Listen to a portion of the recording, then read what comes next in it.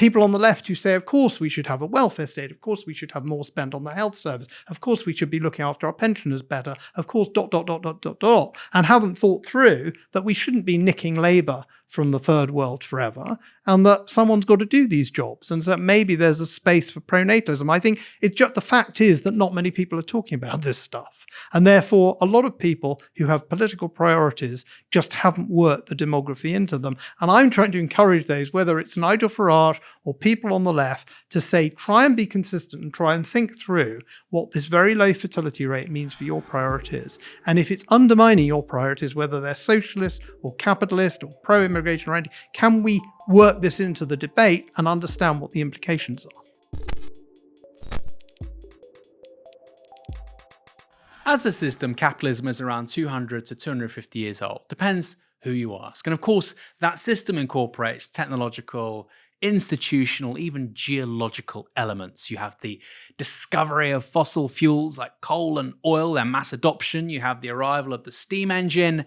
You have a new legal order around property, private property, markets.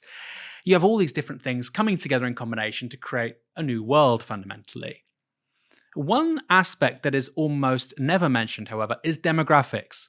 Because at the same time as the emergence of the Industrial Revolution and Britain colonizing various continents around the world was a demographic takeoff. Demographics actually underpin so many major shifts, whether that's more recently, like Thatcherism, or if it's more deeply in history, like the rise of Christianity. And yet, we never, ever talk about it. That is with the exception of today's guest. Paul Morland is a demographer, and he is ready and willing to tell anybody who's there to listen that one of the biggest challenges we face in the 21st century are falling fertility rates. Paul Morland, welcome to Downstream. Thank you. I have enjoyed all of your books. There are several of them now. We were talking a moment ago that your first book was actually your PhD thesis. It was. But most people are going to know you for a book called The Human Tide. When did that come out? 2019.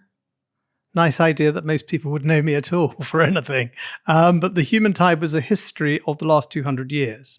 The basic premise was until about 1800 in the British Isles, demography was a bit of a random walk, as described by Malthus. You'd have a few good seasons, good harvests, maybe a bit of technological progress, population would go up, and then there'd be a war or a famine, it would be knocked back. Very, very slow progress. And really, once you got the Industrial Revolution, things started to change, and they changed what we call the demographic transition. They changed in different places at different times. That has been, I think, a huge driver of the last 200 years of history, and The Human Tide was an attempt to tell that story. We're talking today about a different book. We're not talking about the last 200 years, but I'm going to stick with that for a moment. We're talking about No One Left, Why the World Needs More Children. This is a very programmatic book. Ultimately, you have a political agenda you want to push, or let's say a social agenda you want to push. But I do want to stick with this stuff first because A, it's a little bit less controversial. It has fewer policy implications.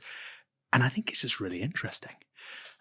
So I think most people presume that the world has always been like it is during their lifetimes, whether that's technology, whether it's economics or demography. That's just it's a cognitive default that we have. But this idea of permanent population growth is relatively new, isn't it? Well, it took about 2,000 years for the world's population to quadruple from, let's say, the age of Julius Caesar to the age of Queen Victoria. Now, quadrupling over 2,000 years is really slow growth. So there are countries which have quadrupled their populations over the course of a few decades. So what was actually going on? What was going on was very neatly described by Malthus, the British clergyman writer who came out with his writings on population, first of all, in, I think, 1798. He refined them, but actually the first version is the most parsimonious. And it says, look, every generation would be like 3 times bigger than the last. A woman having sexual intercourse throughout her fertile years without control, and there wasn't really much easy control back then, would have about 6 children. Some would have more, some would have fewer, some would have none. I knew a woman who had 15 children, actually. She didn't live in a shoe. So you triple and triple and triple and triple. So basically 4 triplings in a century. And with 250 million back in the days of Julius Caesar, you had hundreds, thousands of billions by the days of around 500, 600 AD. That obviously couldn't happen. Why couldn't it happen? And Malthus said, that will happen. We'll have all those kids, but lots of them will die. Most of them won't make it through to their maturity and won't have children of their own. And so to put it simply, we breed like rabbits, we die like flies. That's the way it's always going to be. Now, that was a response to the Enlightenment, the idea that you could have a utopia. It got some very stiff responses in the 19th century from people like Marx, which we may have a chance to talk about. But what happened around the time that Malthus was writing that was huge new acreages were opened up in the new worlds in America to farming. You got eventually steamships, you got railways, you got a huge amount of food pouring into Europe and a huge amount of manufacturing product pouring out. A lot of that was to do with fossil fuels. It started in the UK, it spread across Europe. And what you got initially was still having lots of children, but they weren't all dying like flies. And eventually, as people became more urban and educated and rich, they had smaller families. So you start off with this high fertility, high mortality, small population. You go through a period of high fertility with your mortality dropping off and the population grows. And then supposedly it tails off at the end of that. And that starts, as I say, in the UK among the American Yankee population, effectively on the East Coast back at the very end of the 18th century. And it spreads across Europe in the course of the 19th century. And today we're seeing the last elements of that demographic transition. There are parts of Africa where fertility is still very high and mortality has been tumbling. Even the poorest parts of Africa, infant mortality has been coming down. That's why you get very rapid population growth in parts of Africa. But there are also parts of Africa where the fertility rates are also coming down. There are lots of quite poor parts of the world now where fertility rates are coming down. So I think I mentioned in No One Left, Jamaica, parts of India, Thailand, countries significantly poorer than the UK with lower fertility rates. So that's the demographic transition. And the human tide was about how it helped countries win wars, caused others to lose them, booms, busts, everything from the Russian Revolution to the crash of the Japanese economy back at the late 1980s has got some kind of demographic root, which can be put in the context of this demographic transition. Statistics in this book is the claim that the fertility rate, which is of course the number of children per woman, the fertility rate of West Bengal, a region of India, a population 91 million, is lower than the UK, which is jaw-dropping. You know, I know that, for instance, India now has reached a fertility rate of 2.1, which is probably much lower than people realize. But the idea that a region so vast already has a fertility rate so much lower. And it's a question we'll go back to later on. You know, lots of places are going to get old before they get rich, which fortunately is something we had at least in much of the global north. This question about demographics and broader historical trends, you alighted on the UK. Very often we talk about the fact that, wow, we had the Industrial Revolution in this country. It was an island, so it was fortuitous in so much as it could be easily defended. It had these huge deposits of coal. It had this incredible innovation. You know, of course, in retrospect, of course it would become this world power. But something you talk about in that first book, The Human Tide, is this explosion, this population explosion in the UK and how that fed through to all kinds of political and social consequences. Can you talk about that for a moment? Yes. Well, there's a whole literature about the origins of the Industrial Revolution, and it will probably never be resolved why it happened in Britain. I mean, there are coal deposits elsewhere. Was it a matter of the coal? Was it a matter of the political institutions, of the Anglo-Saxon tradition? Was it an island? And that's not something that I have a particularly original view on. But what I do argue is that it couldn't have happened without a demographic explosion. So the demographic explosion is not exogenous. It doesn't come out of nowhere. It's part of it. But the thing would only have got going to a certain extent if it hadn't fueled its own population growth. And what that meant was not only a massive and growing workforce back home, but a surplus population which could go off and settle places as distant, say, as California and Australia. So the world that we see, where we take for granted that English is spoken right the way across the globe, is partly to do with the population expansion of the 19th century. Of course, the empire's older, but the actual settler colonial project really only got going in a very large way once you get that population explosion. So to go back to the States, yes, it had broken away from Britain by the end of the 18th century, but it was a small population clinging on to the edge of the until it got through that demographic transition. Once it started to bring its mortality rates down and have a population explosion, that's when it was going to expand unstoppably across the continent of America. I mean, the example I give in The Human Tide is that the area of the Louisiana Purchase, which was made from the French, I think about 1804, 1805, the French population, which hadn't expanded, was only 1% of the size of the new American Republic. So they were going to sweep across anyway. So I think whilst I don't see demography as exogenous, the first mover, it's very much wrapped up in development, in industry, in agriculture, in economics, in technology. It's a really important transition mechanism without which the whole transition would very quickly have stopped. You needed those people to keep fueling the machine. And there'll be some people watching this, actually probably over the whole conversation, they'll be saying, why is a left-winger like Aaron talking about this stuff? And well, I hope obviously to repudiate that question or answer that question in a number of ways. But on this one in particular, you know, I'm on the left, but I'm also a materialist. And it seems very obvious if you believe that labor is the source of all value creation, which of course is a classically Marxist position, then it makes perfect sense that all of a sudden when you have a massive explosion in one of the key factors of production, i.e. human capital, i.e. laborers, i.e. workers, that it's going to have really extraordinary implications. And I think the case of Britain, you have this massive increase in population, like you say, surplus populations have to settle. It gives you large numbers of young men to fight in your wars, to create value in this burgeoning industrial economy. And it makes lots of sense. And it wasn't inevitable in so much as you look at France, which is the comparison. Actually, it's seen its birth rates, its fertility rates were falling, weren't they, for quite a considerable time, or they were comparatively declining to much of the rest of Western Europe. France is a rather odd case, but rather than going to France, I want to answer your point about the left and materialism. Go on, then come back to France. We will come back to France. I've got a left-wing friend I gave a copy of The Human Tide to, and we'd had this discussion beforehand, and I wrote in it, all Marxists are materialists, but not all materialists are Marxists. So there are many materialists. There should be a plethora of materialist perspectives on history. You're absolutely right. I mean, the paper that I wrote with Philip Pilkington, which you've had him on to talk about immigration, I'm trying to root immigration in material conditions. It's not about attitudes. It's not about some people being nice and other people. In the same way that Marx was rooting what was going on in material conditions. He wasn't saying, as some idealists were, oh, if only the industrialists were a bit nicer. He's actually rooting his analysis, and I'm not a Marxist, but he's rooting it in objective material conditions. He's trying to be scientific. And that's what I'm trying to be when I write about population changes. Now, specifically on questions of demography, it's very curious that we've ended up in a position where being interested in demography, and specifically being pro-natalist, although we'll come on to that, is seen as a right-wing thing.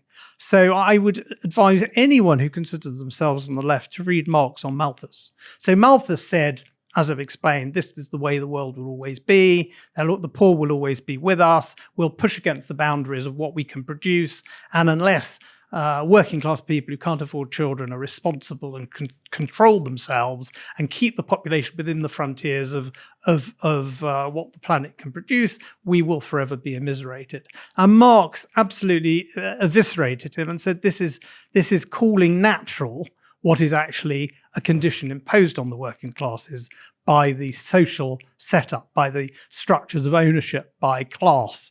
Again, I'm not a Marxist, it's not what I believe, but there's a very rich tradition of both Marx and Proudhon actually critiquing Malthus. And so Malthusianism really should be seen as rather reactionary, rather right-wing.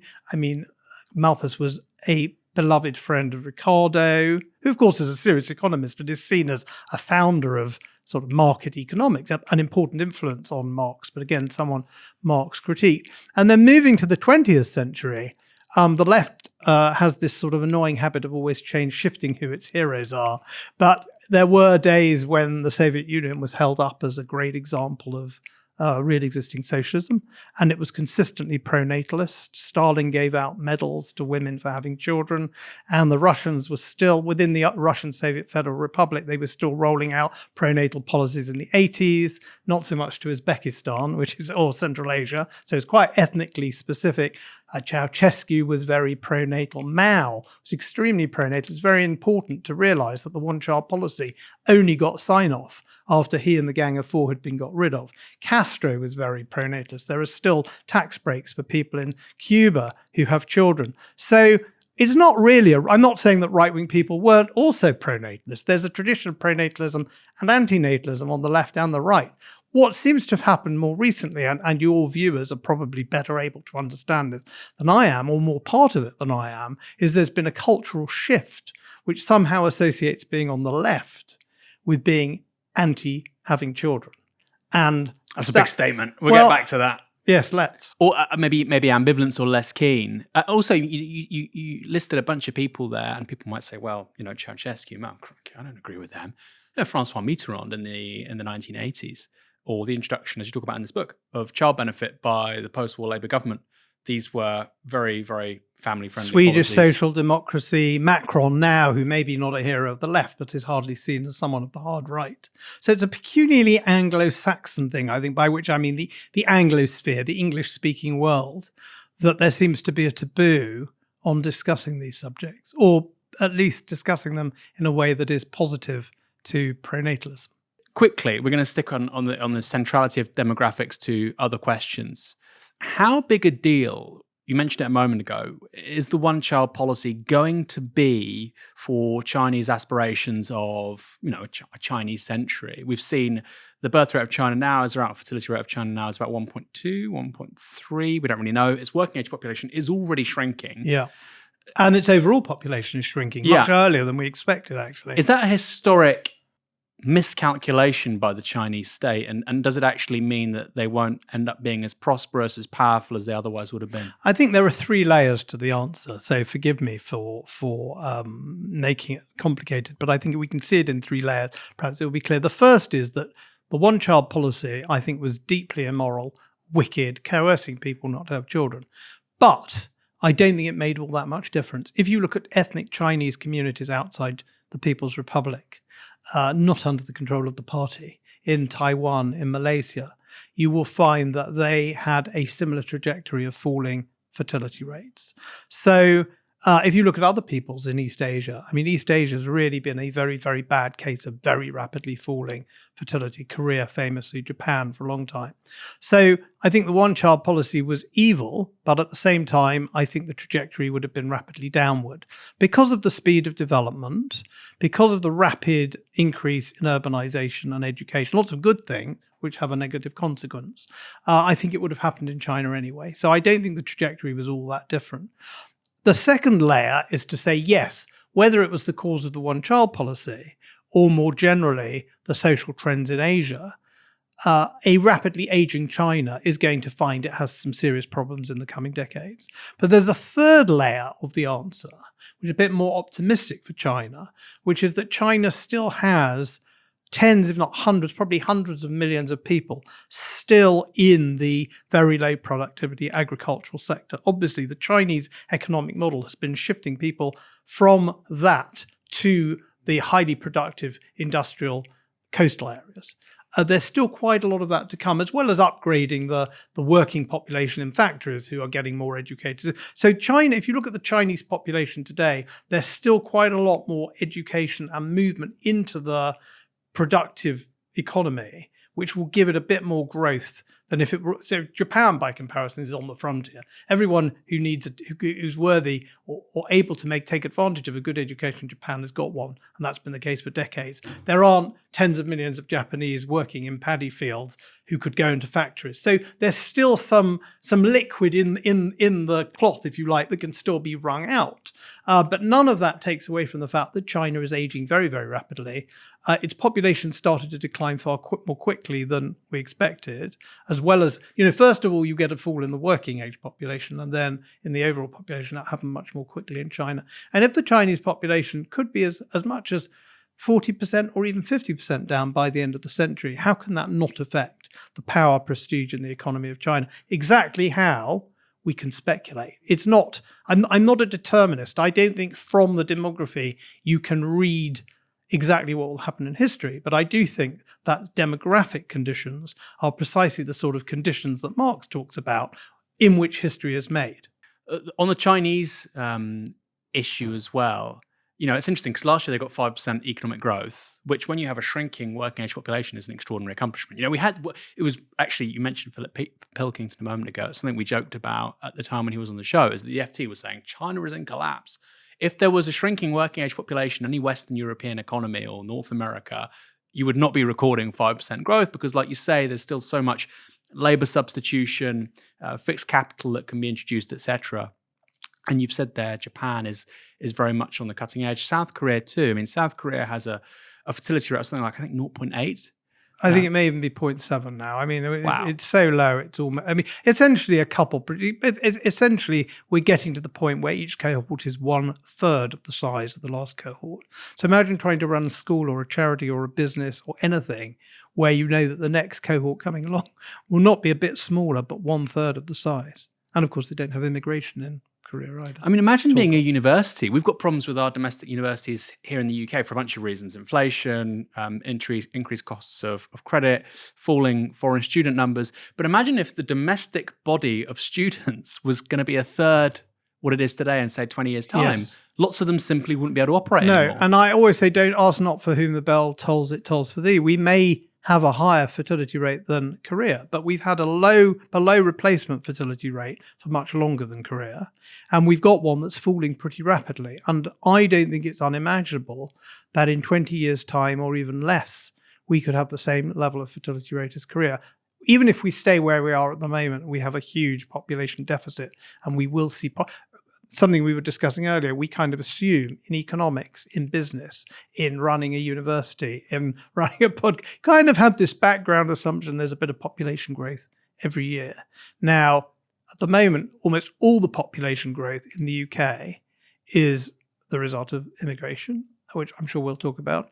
The EU as a whole is losing people. So the EU has more deaths every year than births. So Korea is an extreme case. There's not much we can do about Korea, but we maybe can learn something from the Koreans, and we can watch what's happening, and we can take note and perhaps try and avoid that kind of level of disaster, which I think is in the works in Korea. They don't have that advantage China has of still having some growth in the system. So we're going to probe that idea of it being a disaster, because some people will have counter arguments, which we're going to go over. Environmental is one, or technology may help us is another.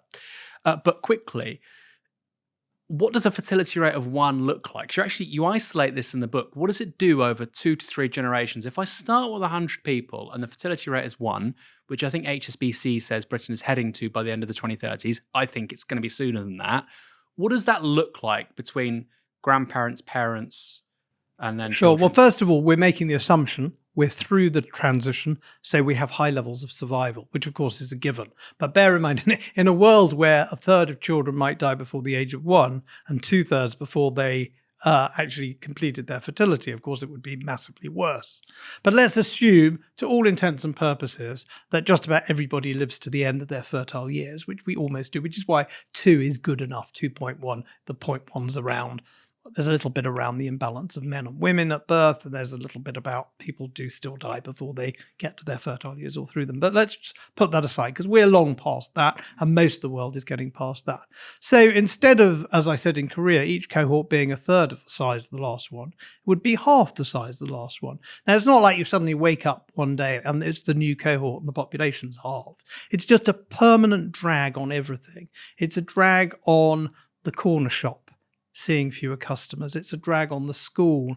Are they going to have to shut or merge? And we're seeing that in London already with school. It's a drag on, for example, where I live in North London, they're talking about merging or shutting down one of the maternity wards.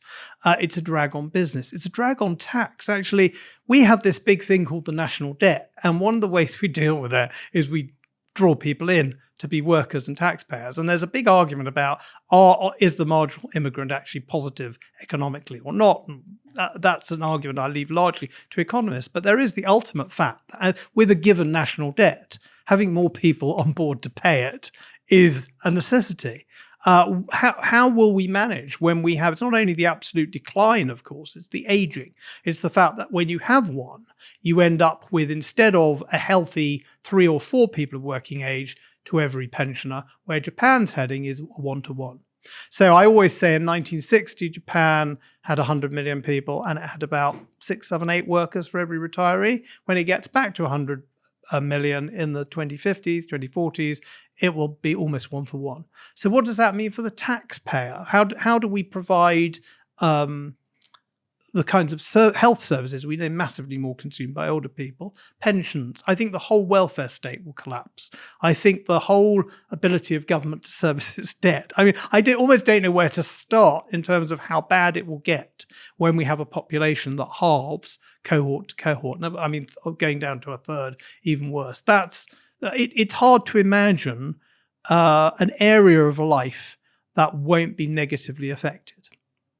So as I understand it, if you start with 100 and you have a fertility rate of 1, you go from 100 to 40 to 16. Yeah. Now, I mean, that's an easy thing to visualize. That's per cohort. Then there's a question where previous cohorts, how long they live, and if they live a bit longer. Life expectancy isn't increasing much in the West anymore. So broadly, that's it. If you think of each cohort, that is what will happen to the cohorts. They'll halve and halve and halve again until fertility goes up. Which is basically, that's the trajectory right now of South Korea as the cutting edge of this stuff. That is where South Korea is going, yeah. So you said this about aging, and I think that's really important.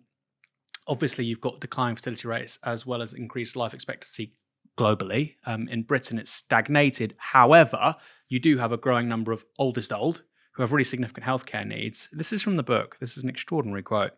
When the NHS was founded in 1948, there were 200,000 to 300,000 people in the UK aged 80 and over, a cohort that typically needs 6 to 7 times more healthcare than people in their prime. Now, there are more than 1.5 million. This is not just social change, it's complete social transformation. That's you quoting somebody else. And then there's another quote, and this is really extraordinary. It was in the FT review, I think by Tim Judah, which is a very kind review. And this made my jaw drop. Within Europe, Italy is a particularly stark case. In 1950, there were about 17 under 10s for every one person aged over 80. So 17 under 10s for every person aged over 80. Not 65, 80. Today, the two groups are matched roughly 1-to-1. Under 10s and 80 are 1-to-1. In 1950, which is broadly when my parents were born, they were born a little bit later, it's a different world, isn't it? Well, one thing about the 1950s in Italy, for example, is it was unnaturally heavily weighted to the young because it was at that stage where infant mortality rates had tumbled and people were still having relatively large families. So that was an unusual case. But yes, we haven't really seen yet the sorts of societies which are very rapidly emerging, where there will be so many old people. We have so many expectations about what the state will do for us, looking after us, paying for our health care, ensuring there's someone there to look after us when we need it. And I just don't know how that's going to be achieved fiscally or in terms of the labour market, as we get to the sorts of societies where the population pyramid is standing on its head. And as you pointed out, it's not just in the UK or in Europe, it's across the world. Even in some quite poor countries, they're very rapidly getting there. They're getting older before they get rich. There's another example of Thailand, which in 1950 had more than 70 under 10s for every one person over 80. Of course, it was a much poorer country than Italy in 1950.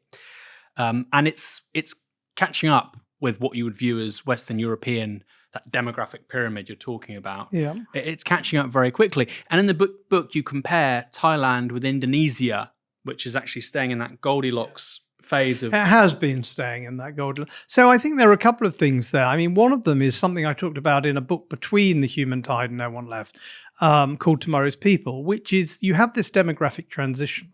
And it broadly is a material thing, which is driven by material conditions. I always say in 1970, if you had told me the GDP per capita of a country, its level of urbanization and or the literacy rate and or the number of people who go to university as a share of the cohort, I could have told you the fertility. It was almost mechanistic. What's happened is that as well as the whole world getting richer and more urban and therefore fertility rates coming down, in the developing world, the demography has moved faster than the development. So you get quite poor countries. I mean, Thailand's obviously done very well compared to some countries, but you get quite poor countries where suddenly the explanation would be people have got mobile phones, they can aspire to different sorts of lifestyles, they're getting different sorts of ideas, different sorts of cultures, even though they're still quite poor. Parts of India, as you've talked about, Thailand, Jamaica's another really interesting case, Puerto Rico, you lovely island, always the population growing, always the money owing, always the population growing, in the words of West Side Story. It's got the lowest fertility rate. It's lower, I believe, than any US state. So what's happened is the development continues. So GDP per capita goes up, they get more urban and more educated, but the fall of the fertility rate has hurried even more quickly. And so you're getting quite poor countries, which, as you say, are going to grow old before they're rich. And this is across Europe. So the fertility rate is, as we've already touched on, is 2.1 if you just want to stand still. And I think the world's 20 largest economies are all below 2.1. I think, to the best of my knowledge, you can change how you measure the scale of one's economy, of course. I think about basically 50% of the planet is below what's called replacement rate. And another example is in Iran. I mean, Iran has a fertility rate, I think, of about 1.8, 1.9. It's certainly below 2.1. India is at 2.1. Russia, all of Europe. And these countries happen for a very long time as well. It's something we haven't really touched on. But Europe's been below 2.1 now I'm 40 years old. Yeah. Basically, most of my adult life. Yeah, I mean, a a lot of Europe went sub-replacement in the early 70s. The point about Indonesia, by the way, to come back to that, was that what I think is the case, the data would seem to point to the fact that the existence of a Judeo-Christian or Islamic tradition, an Abrahamic tradition, as we call it now, slows things down. So where you've seen really, really rapid falls in fertility rates has been where they lack that tradition. So if you compare Thailand with Indonesia, Indonesia is a predominantly Muslim country. Thailand is a predominantly Buddhist country. India, with a very limited Judeo-Christian Islamic tradition. Of course, there's a huge Muslim population in India, but it's still a relatively small minority. I think it's still over 80% Hindu.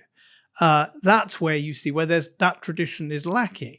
That tradition seems to serve as something of a break. So that's one point. In terms of how long we've had sub-replacement fertility, there are two issues that really matter. One is how long, and two is how low.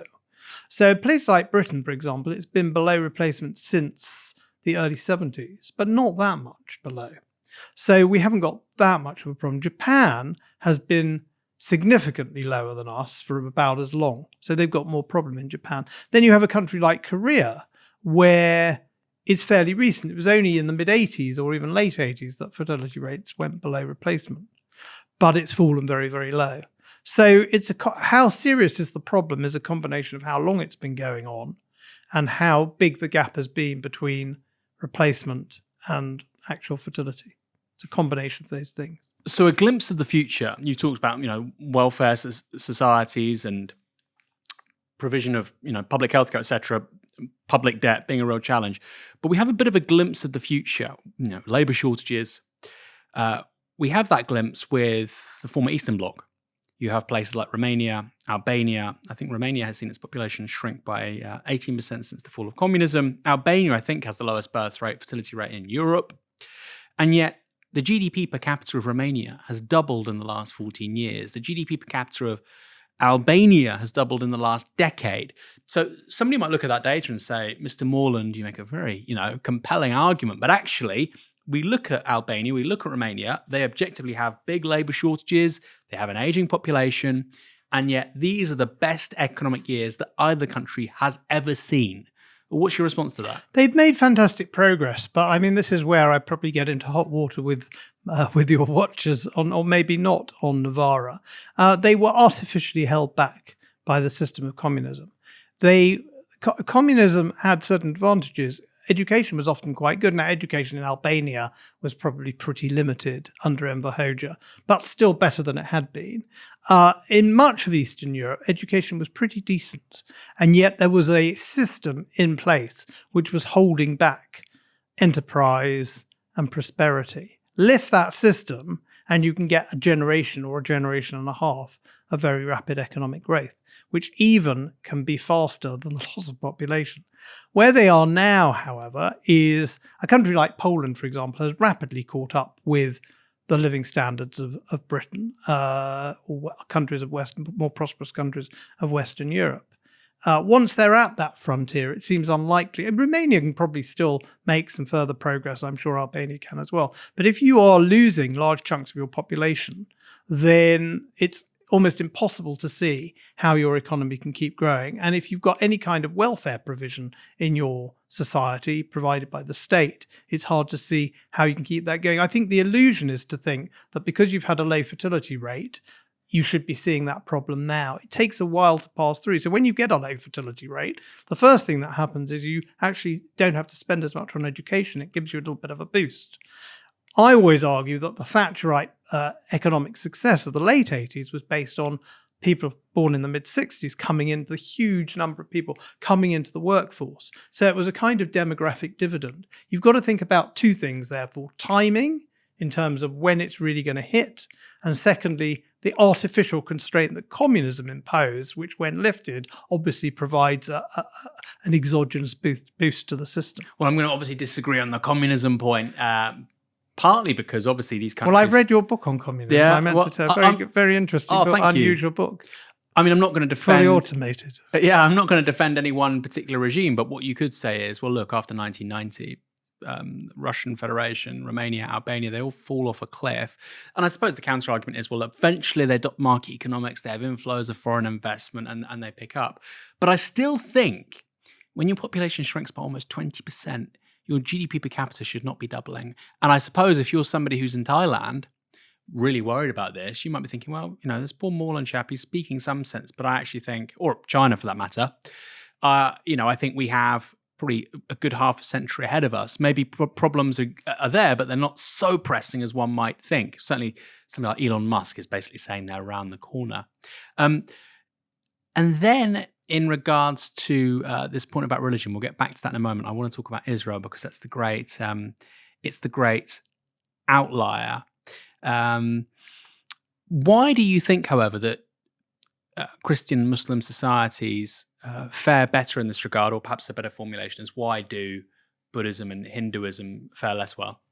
Okay, so to start again with the subject of Albania and Romania, I think there's also an issue of remunerations, payments from repatriated payments from people who are living overseas. If you're a very poor country and you get people into Western Europe, I mean, Romanians can go and work in Germany. If there's a very big gap, then those payments back to people can make a very big difference. Although you're missing a large part of your population if they're working a few hundred miles away and sending a lot of money back, that can make a difference. So I think, again, that's probably not something that will go on forever. And it's not something that I think the Chinese or the Koreans can expect. But you're right to be skeptical. I mean, we should always have these kinds of skeptical questions. How can countries thrive under these circumstances? I hope I've given you a reasonable answer. And in time, we'll find out whether when they get really old and when the money's not flowing back from Germany or Italy anymore, they can keep growing or prospering. And I would suggest they can't. And particularly countries which already have welfare states, which already have state-provided pensions, where people have very high expectations of the kind of welfare and social provision they will get. They react very badly when those are no longer affordable. And we've seen both in France and Russia, those would be good examples, where the state has tried to reform the pension system. And the population has been so violent in its response that they've had to retreat. Even Putin has had to retreat on that one. So to cut a totally different subject, religion, and why the Abrahamic tradition seems to act as the Abrahamic tradition is only a limited block. It slows things down. So Italy has got very, very low fertility, but it took a while to get there. It doesn't fall through the floor in the way it has in countries like Korea. That kind of gets onto the philosophy of pronatalism, the philosophy, culture of family. And it's very hard, whatever you say about any religious tradition, these religious traditions are so huge, Christianity, Islam, Buddhism, Hinduism, they persist over so many centuries and across so many societies, and they're so complex that one hesitates to say anything general about them. But empirically, it does seem that in Christianity and Islam, there is an element of pronatalism baked in, which has an impact empirically, as I say, of slowing the fall in fertility rates down. Now, you could say, well, of course, the church celebrates the family.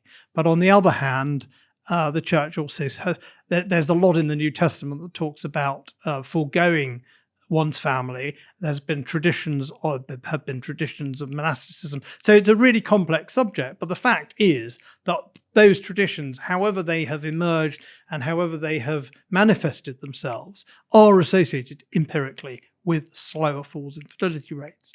I don't want to make huge claims about Buddhism and Hinduism, but it does seem that those societies don't have those breaks. And it's very interesting. There has been some work done on more religious and less religious people in Buddhist societies. And unlike Christian and Muslim societies, where there's a real association of religiosity and higher fertility, that doesn't seem to apply in Buddhism. Now, again, you could talk about nirvana, you could talk about self-abnegation. There's a whole set of philosophies and traditions within Buddhism and Hinduism which you might associate with people not wanting to reproduce themselves. And I'm very wary to do that because I think, as I say, these are very complex traditions. But again, empirically, this seems to be the case. And I suppose from the empirical view, we read back possible interpretations of why the religions work in certain ways in some countries and others. So Iran's a good example.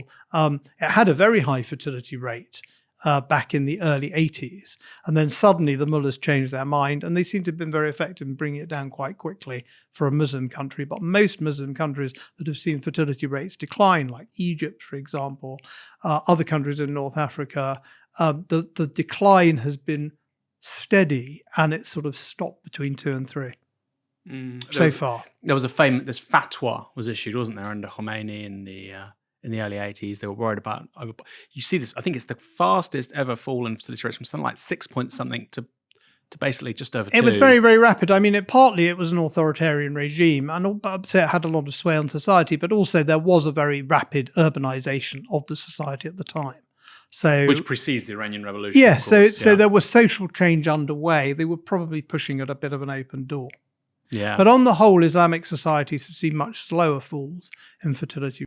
Well, this is fascinating because people talk about sub-Saharan Africa is really where you're still getting high fertility rates. I think Niger has the highest fertility in the world. I think it's six children? About 6, yeah. Per woman? Yeah. Wow. Which is where a lot of the world, where everywhere was essentially before contraception becomes available. Yeah. And of course you needed 6, as you said at the start, you needed 6 children per woman just to have a steady state. Exactly. A couple of hundred years ago. So most people associate that with sub-Saharan Africa, obviously with the exception of South Africa, actually. But also Central Asia is a fascinating one. So you've got Afghanistan, I think is it Uzbekistan. These, the stans, not all of them again, have really, really high fertility. And you're seeing that actually in Iranian politics already sort of play out with a quote-unquote migrant crisis, Afghans going to Iran. Obviously, there's a political context there because of the Taliban, but there are also very real labor shortages in Iran being met by Afghan immigrants. Yeah. Quite a similar story to the politics of how that's being received in the UK. There are parallels there, aren't there? The data in Afghanistan is not very good, so I've seen quite contradictory data. It seemed like life expectancy was growing very fast and fertility rates were falling from a very high level. Until the return of the Taliban. Now, I just haven't seen data on Afghanistan since then.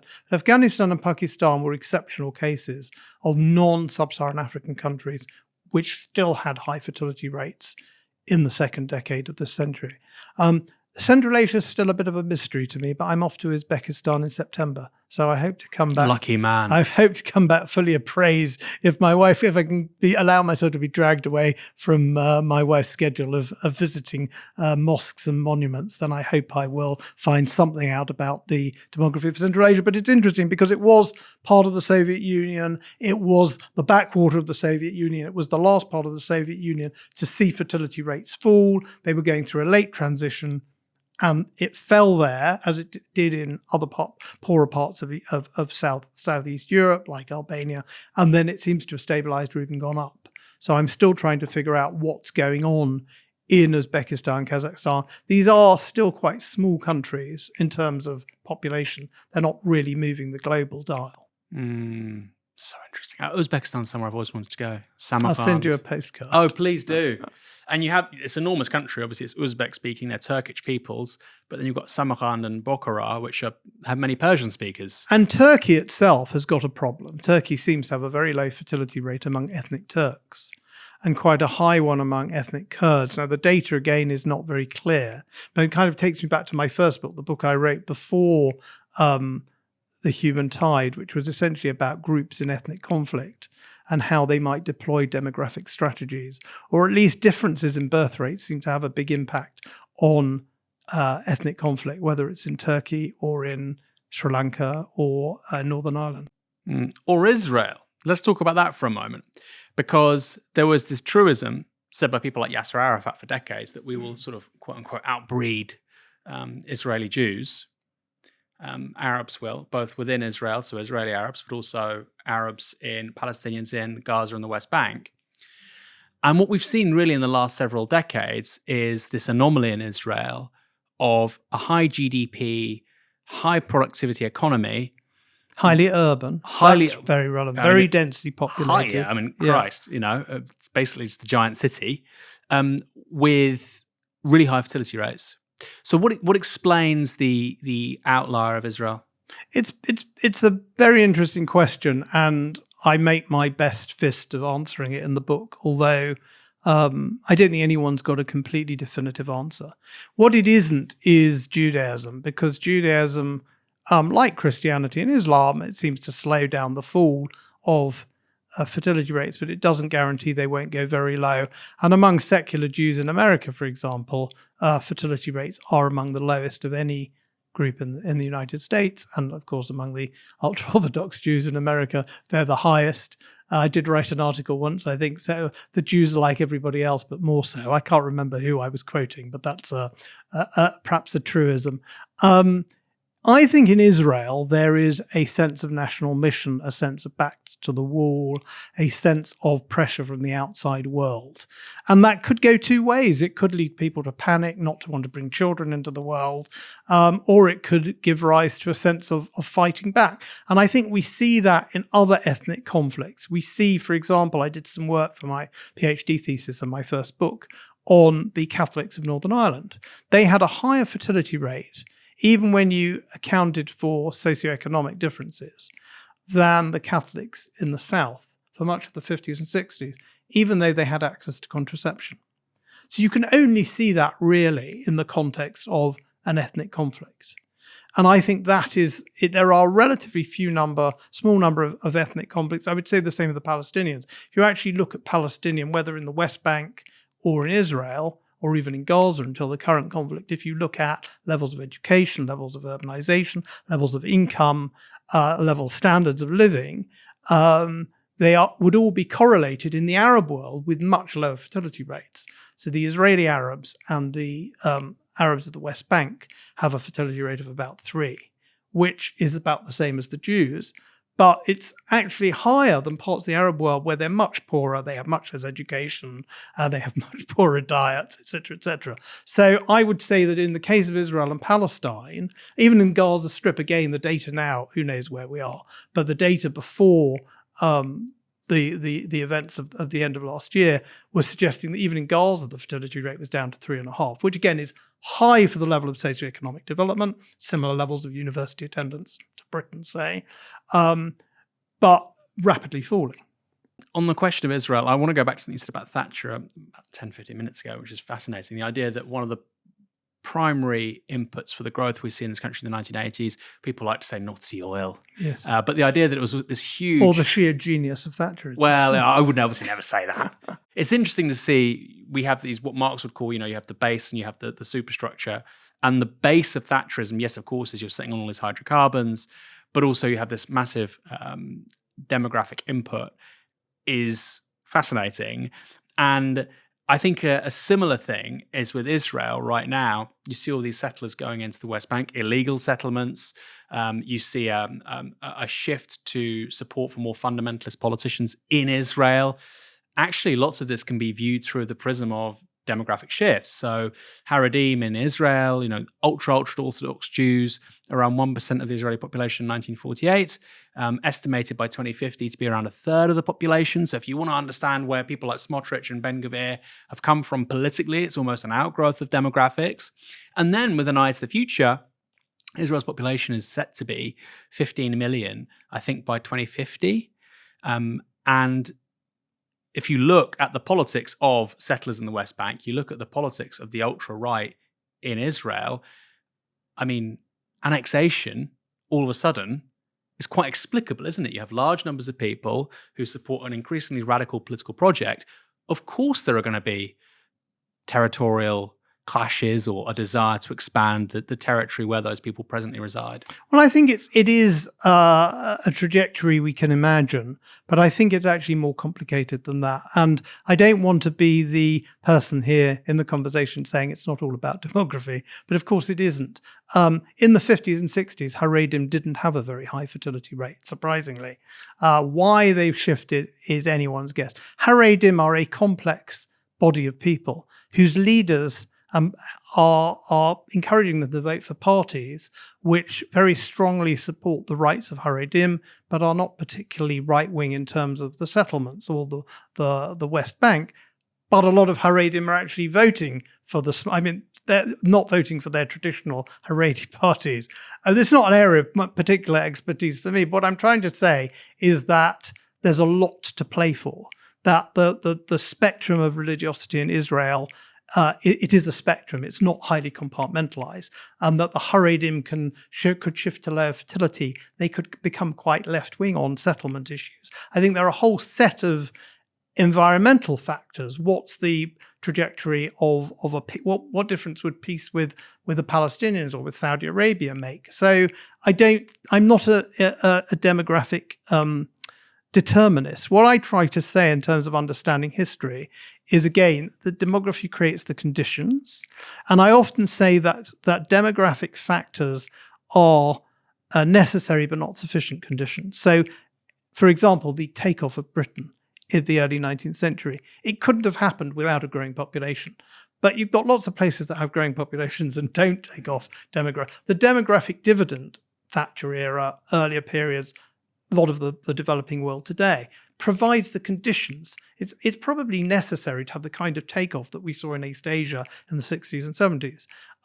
But it's not sufficient because we see similar conditions in parts of the Middle East, like Syria. Syria, in many ways, Syria 2010 had a perfect set of demographic circumstances. Lots of young people falling, very, very rapidly falling infant mortality, but actually falling fertility. Fertility was down to about 3, very different from where it had been a couple of decades earlier. So the right conditions, but the politics was all wrong. So in terms of drawing a trajectory forward from where Israel or anywhere else is now, from the demography, I would say understand the demography, understand the demographic conditions, understand the demographic developments, but don't imagine that they, in themselves alone, are going to write history. I've got Paul Morland to say that demography. That's isn't because destiny. I have to draw Aaron Bastani back from being the demography is destiny fundamentalist. There you go. Well, no, I don't think that, but I do think that your point about Christianity, Islam, and also Judaism, there is clearly this connection between more fundamentalist interpretations of those faiths and really just shockingly high there's a birth very rates. good book about that, Eric Kaufman's Shall the Religious Inherit the Earth, 2010. It's very an old book. Very challenging. I mean, it's a very challenging book for the left because he's very much on the right. He's a big C conservative, but you actually look at the data, particularly in the US, around ultra-Orthodox Christians, if you look at various Anabaptist sects, the quiver, what are they called? The Quiverful movement, yes. The Quiverful movement. There are the Amish as well. It's crazy. Yes. And the Mormons less so, but actually the data on Mormons, I mean, Mormonism is the largest faith now, I think, in 3 states in the US. And it's very obvious that this higher birth rate for more sort of fundamentalist interpretations of Judeo-Christian faiths, including Islam, it's a really It's a really strong argument. And actually, let's draw it back to present events. You've got, I think there's this big discrepancy, isn't there, in terms of fertility rates between Trump voters and Biden voters in 2020? Absolutely, yes. Well, I mean, Eric's point is important, I think. And it's important because what you don't see the effect of a small group doubling and doubling and doubling and doubling until you get quite close to the point where they're going to have a really big effect. So these small movements in America, and Mormons are slightly different, but because they're secularizing. I'll come back to this in a second. But other groups, they're still very small, but they're growing very rapidly. But the point Eric, he was my PhD supervisor, so he's a good friend and someone I've worked with and know well. The point he makes is that in order for these sects to have a really big demographic impact, there are two conditions they need. The first is they need a very high fertility rate. The second is they need a very low attrition rate. So the thing about the Mormons is that they go out into the world. They try and convert the world. And the result is they're seduced by the world to an extent. And it's very hard to keep that high fertility rate. I know some people who are very fundamentalist Christians and Catholics, traditional Catholics, and they have families of 10 and 12 and 14. But those children, because Catholicism has a tradition of being a national religion, a general religion, the background is Catholic in many places. Proselytizing. Yes, they go out there and they do believe in proselytizing. They don't keep those children in a very watertight environment. And therefore, those kids probably will not have 14 children. And many of them will drift away. Whereas if you are a Haredi group, there are some Haredim who like to do outreach to other Jews, but on the whole, they keep themselves to themselves. They don't evangelize even among Jews. And extraordinarily, they're in urban settings. A lot of people associate urban settings with low fertility, and the Mormons tend to be more rural, certainly the Amish, the Hutterites, and so on. So they're the kind of example of urban high fertility groups. But they have constructed their world in a manner that not only do they have very high fertility, but they have very low attrition. Relatively few, there are cases of people who drop out. But if you have a high fertility rate and you keep within your fold your offspring, then you are going to produce a demographic dynamo. And I think the challenge to liberals, and it's sort of in all my books, I think, is, I consider myself somewhat on the right, but I want to live in a liberal society, and I think we will benefit from that. And how can we keep those societies going if the only people who are having sustainable and more than sustainable family sizes are people who have very different senses of value?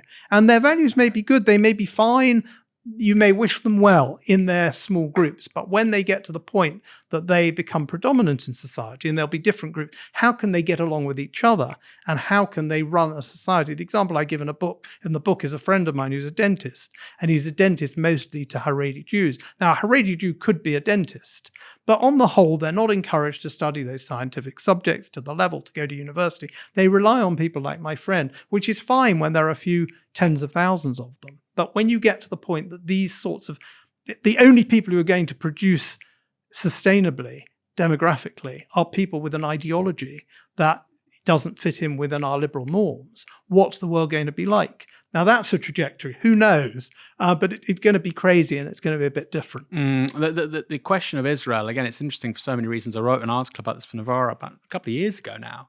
There's really extraordinary polling between liberal Jews, highly observant Jews, and then Haredim about what matters more, democratic, the idea of democratic, and of course some people say, I would say that Israel is not a democracy because you don't have equality under the law for all of the people in Israel. We can park that for a moment. They would say, I wouldn't say it's equivalent to a Western democracy, certainly. They would say that they view democracy, equality under the law as more important than observance of Jewish religion, halacha. And then you have the Haredim who say the complete opposite, and it's almost like a complete inversion actually of the numbers. So you really fundamentally have two civilizations living within one nation state, and like you say, that's going to create massive, massive problems. Right now, that's most obvious for Israel for the trends we've talked about, but I think in many US states, 100 years from now, it's going to be it's going to be glaring. Other places too, of course. Well, I do think the point there for Israel and for Korea and Japan and all the other extreme cases is that we should at least look at them, discuss them, and learn from them.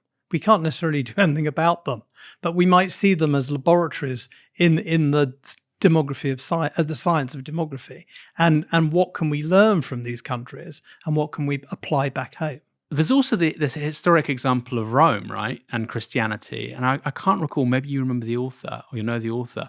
There's this extraordinary book about, basically, it's a 200-year demographic history of the growth of Christianity.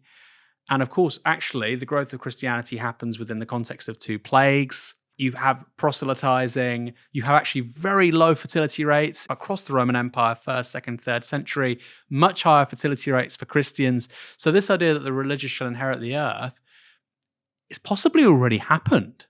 Well, I'm not an expert on the demography of the classical age. I should know more about it, but I'm always a bit skeptical about this. There was low fertility rates in the Roman Empire because I doubt there was very effective contraception among most of the population. It may have been among the Roman citizens or the higher echelons among the Roman citizens, but I suspect out in the countryside, most people were getting on with it with very little population. Now, there are, with very little sort of contraception or it was all very primitive. There are societies in which there was a lot of infanticide, for example, and we know that it's very poorly recorded, but it seems that in China and Japan, into the 20th century, infanticide was quite common. So we might speculate about that, but I am skeptical that there is a demographic explanation for the rise of Christianity. I remain a bit of a skeptic, but whether that's how we wish to interpret the 1st to 3rd centuries, I think we can see it happening before our eyes, or we will do in the next 50 to 100 years. Yeah, the infanticide thing is fascinating as well, because of course it's the same with the Islamic world. You have practices of infanticide incredibly common until the rise of Islam, where it's prohibited. Similar prohibitions with regards to Christianity and the pagan world. I have to say, the book did persuade me, but we can park that for a moment. Particularly in the context of these 2 plagues, and the common practice, obviously, with plagues was the ruling elite, who were all pagan, would leave. They would look after themselves. And the Christians of the classical world would say, no, we need to help others. We're of service to our fellow human beings. That won them, political credibility amongst people who they were seeking to convert. And often it created immunity. And this is a really crazy, wingnut, fascinating hypothesis. But the idea that you begin to get herd immunity within certain religious communities over decades and centuries, and people are saying, wow, well, they're not suffering like other people are. This is really extraordinary. So I think there's something there. But this idea of the religion inheriting the earth, just quickly, because you talked about your PhD supervisor and so on. So what is the hypothesis there? The hypothesis is that liberalism is weak demographically, and that lacking an ideology that encourages high fertility, liberalism could be taken over by religious groups. Now, Eric's not a religious person, so he's a secular. You might or might not call him a liberal. He would call himself a liberal in a sort of classical sense. But it's a challenge to liberal societies, and it's a challenge which I think is in No One Left as well. I think we are heading for a demographic winter. But if the way out of that demographic winter is only through sects and creeds who will not necessarily rub along well together, and who for now are thriving with the liberal welfare state in existence, but which won't exist or persist, I think things could be very difficult. So my challenge to liberal-minded, centrist or centre-leftist types is think about demography and don't assume that even if you're not interested in demography, demography is not interested in you. You wrote an article for the Sunday Times a few years ago. It saw you getting cancelled. I've never been so busy as after I wrote that. If that's cancellation, bring it on. That's often how it works. There was a rebuttal in the Huffington Post. They published an article called "A Plan to Tax Women for Being Childless?" Welcome to Gilead, which of course is a reference to The Handmaid's Tale. You talked about in that Sunday Times article a quote, negative child benefit for those who don't have kids. I mean, you must have expected a massive political response Well, to that? first of all, they're much better than Huffington Post. You could quote your colleagues at Novara, who said it was unhinged and sinister, which I rather I think rather Gilead's a bit worse, isn't it? Well, I don't know. I mean, I think that's a very good novel, by the way, The Handmaid's Tale. I was disappointed that people naturally rushed to that as the reference point. The point I was trying to make so first of all, the article was headlined, "Is it time to tax the childless?"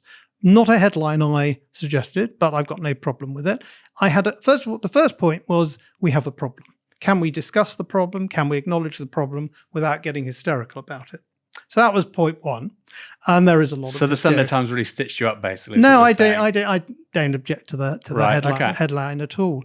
It's quite a hysterical headline, though, isn't it? Well, yeah, but you don't choose your headlines, and it grabbed some attention. And a friend of mine said to me when he saw, "Oh, that's clickbait." Well, I didn't even know what clickbait is, but now I do. So you live and learn. First of all, there is an issue. We have a problem. And that's what the whole of No One Left is about. In fact, when I wrote that article, that's what gave me the idea for a book. I thought this needs to be developed. Secondly, if we are going to do something about it, I think there's a limit to what the state can do. And at the end of the book, as you know, there's what can the state do for us? What can we do for ourselves? We haven't talked about technology yet, which I'm sure will. Hopefully we will. But I had a number of ideas. Some of them were slightly tongue-in-cheek, like a telegram from the Queen. We still had a Queen in those days for a third child. I mean, why not? People like getting telegrams from Rome. Maybe Novara media viewers wouldn't be turned on by that particularly, but some people might be. And the other was, I could go and say, "Dear Chancellor of the Exchequer," whoever it was at the time, whoever it is now, it's obviously Rachel Reeves now, I'm a demographer. I'm really worried about demography. So here's a way you could spend 20 billion or 200 billion. You know, it's really important. If you don't do it, the world's coming to an end. And everyone else queues up with the Chancellor with the same story. And we don't have endless means as a society, whatever level we set the tax at.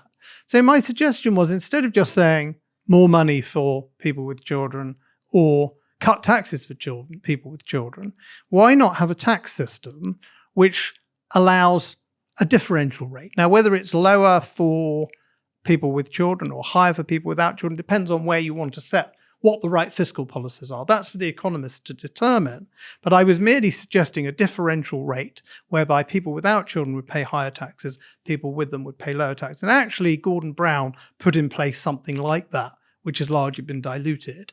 That exists in France, it exists in Luxembourg, it exists in Cuba. Are any of these, was Gordon Brown a Gileadite? So the idea of having a tax system which recognizes the costs and importance of having children, as well as a benefit system, didn't seem terribly controversial to me, but it seemed to make me a bogeyman, or what was the word, sinister and unhinged. Who said that of my colleagues? What's the Ash Sarkar and Mr. Walker? I can't forget his name. Michael is actually reading your book at the moment, so there you go. Okay. Sinister, I suppose. I'm not offended, by the way. But I actually think it is. You could argue it is sinister I'll explain why in a moment. I think you could argue it's sinister because lots of people aren't having children precisely because they can't afford it. Yeah. And you're saying you can't afford to do something. You haven't got the resources to do something, access to housing, cheap childcare. Therefore, I'm going to tax you more. So I think that was part of the response. Are you familiar with the meme where you've got the person coming in and, they go, "Oh, you're sweet." There's the receptionist, you're sweet. And then another person comes in and they're like, human resources. They they're scared of you. Not seen this meme? No. Somebody did this meme with JD Vance, we'll talk about more in a moment, who basically recapitulated some of the points you made in a quite tasteless, horrible way. And you've got somebody in the first picture saying we should give lower taxes for big families. And they go, "Oh, you're sweet. That's kind. Yeah. We should have higher taxes on people who don't have families." Effectively, it's the same point being made. Of course it is. And elicits a very different of course. response. But my point is, it's not for me to say. I'm not qualified to say what the right level of taxation is in a society. That's for the economists to argue over. But having some kind of acknowledgement of childbearing and the difference between the tax rate on the childless and those with children is pretty normal. It's existed in Britain. It exists in lots of countries. I'm just not going to say where that level of taxation should be. It may have to be higher than it is at the moment for some or lower for others. That's a fiscal question. But apart from that, can we agree in principle that that would be a good idea? Is it fair to say that we socialize the gains of people having children, but we privatize the costs? Well, that is one way of thinking about it. I think another point which is really important is we can't afford to have children. Now, I'm the last person to say, crack on, never mind, go and live in a hut, or, lower your standard of living. Your priorities are all wrong. I don't want to preach to young people. I've got 3 children of my own, 2 of whom are already have got children of their own, and I know how hard it is.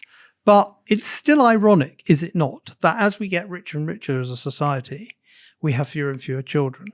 And the richest countries in the world have the lowest. For all we're saying about the Jamaicas and the Thailand, there's still a general tendency that richer countries have lower fertility rates. So if we are in a world where we're the richest countries and people who are richer than ever say we can't afford children, something has gone seriously wrong. Now, I'm very happy to have that conversation about what's gone wrong. Is it cultural? Is it economic? Is it about the tax rate? Is it about we need to tax the rich more? Always an easy solution. Is it about people's priorities? Is it about the culture? But let's have that discussion. Something's gone seriously wrong. Let's have that discussion, and let's have it without the hysteria of Gilead and I appreciate the sensitivities of women. That's a word we've hardly talked about. We will. I have a working wife. I have working daughters who've got children of their own. I know the stresses and strains. I think it's incredibly important to put this on men as well as women. I think the way forward is a more egalitarian and not a Gileadian settlement between the sexes. And I know that women feel as if I'm pointing to them and saying it's all your fault, we've got low fertility rates. But I hope, having read the book, you appreciate that's not at all my perspective, and that taking this into the wars of the sexes is going to get us nowhere. I have read the book. Unlike many interviews that people do in legacy media, I have read the book. And you make a very important point about actually that highly patriarchal societies like Japan and South Korea have some of the lowest fertility rates. And there's something of a correlation between higher fertility and sharing. And women say they want work. more children than they're having at the moment, which is something we might pay attention to. Yeah, there's a quote here. A 2017 study across the US and 18 European countries indicated that in all of them, women were having fewer children than they wanted. In the case of Spain, it was a whole child less. Yeah. So for anything else, what women want really matters until it comes to children, where if you say, let's help women get what women want, you're a Gileadite or whatever the appropriate This really word got is. to you, didn't it? The Gilead. I think, because there was a good review in the FT of this book, as you mentioned. Yeah. But there was a review in the Times. It was just, Gilead, snort, snort, snort. Can we not get over that? Women are not going back to the 1950s. We need women in the workforce. We need the genius and contribution of women exactly the same as men. That's how I've led my life. I changed as many nappies as my wife did. We both went into the workplace. We figured it out as my daughters and sons-in-law are, and as I hope my son and daughter-in-law will do. Can we not just get over that and talk about fertility and how everybody needs to help? Do we really have to go back to this boring, unproductive sex war thing? There is a column from Janan Ganesh in the Financial Times. I think he was inspired by your book. Oh, good. Did you read this column? I did read it. I didn't know whether he was inspired by my book or not. I think he may have been, because he talks about having been persuaded. And of course, this book has just come out recently. He maybe read the Tim Judah review in the same paper. And I don't often... The emptiness and vacuity of a childless life. Well, I mean, again, everybody's different. And this is a really key point that you do make in the book. And I would, obviously, I think that everybody has the right to determine and choose how they wish to live their lives. Nobody's suggesting that. And I've always said I'd rather the human race died out than that could only survive by coercion. Yes. I don't want to coerce anyone. But going back to that point, persuade maybe. People want more children than they're having, and we can talk about why that is in a moment. But this is the Janan Ganesh column. I don't often say I agree with him, but he's on a rich seam of form at the moment, I have to say. No one can escape the second-order effects of an aging population. And he's very proud, by the way, of not having any children. He's a gay man. He doesn't want any children. He's very proud of that choice. He has a lovely life by the sounds of it. No one can escape the second-order effects of an aging population. This means, above all, the tax burden on workers to prop up the retired, but not that alone. The life which this column tends to exalt, the life of big cities, depends on the young, whether as service staff or as conceivers of new ideas or just as unconscious providers of ambient energy. As much as I might prefer their 0 to 18 phase to play out elsewhere, incubators on offshore sites at terraformed Mars, I need them. The selfish case for pronatalism is the one that has hooked me. Vance, J.D. Vance, reminds me of Liz Truss in one regard. She took a good cause. He says supply-side economics is a good cause. I don't quite agree, but okay. She took a good cause and tainted it for perhaps a decade through rashness and lack of thought. Likewise, it will be a while before a public figure can discuss the demographic issue without risk of association with women baiting cranks. There's a lot of truth to that, isn't there? Well, I like him as a journalist. I find him interesting. And I liked his predecessor. I mean, I'm not exactly his predecessor. I don't know if you remember Tyler Brûlé. I love Tyler Brûlé. I used to read Tyler Brûlé really to amuse myself. It was fantastic. normally about the joys of Scandinavian airport lounges. And I was bringing up my kids at the time. And I did think, and if people don't want children, that's up to them. And if people can't have children, we should do all we can to support them to have them. That just goes without saying. It's so obvious. I almost don't feel the need to say it. But I used to think, what a vacuous life he led. Oh, really? In his airport lounges. Oh, Japanese airport lounges as well featured, compared to the joys that I had bringing up my children. Now, I can talk from personal experience, and I can get poetic and lyrical about the joys of being a parent. A lot of what I write about is the economics, the measurable things.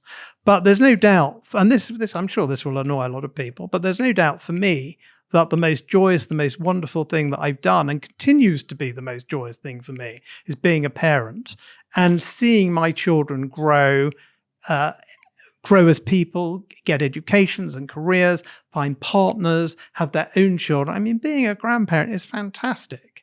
And that's really what motivates me. And that's the sort of core fundamental driver of my I probably wasn't a pronatalist when I was 20, but as you have children, that experience is just fantastic, and I think that's most parents would tell you the same. You're looking very surprised, but I'm sure you agree with me. No, I love being a dad. Yeah. I love being a dad, Yes. and at the same time, I mean, it sounds like even if you miss out on some Japanese business class airport lounges, right? Well, I don't know about the business class airports, but the cashmere socks, I would just say, why not both?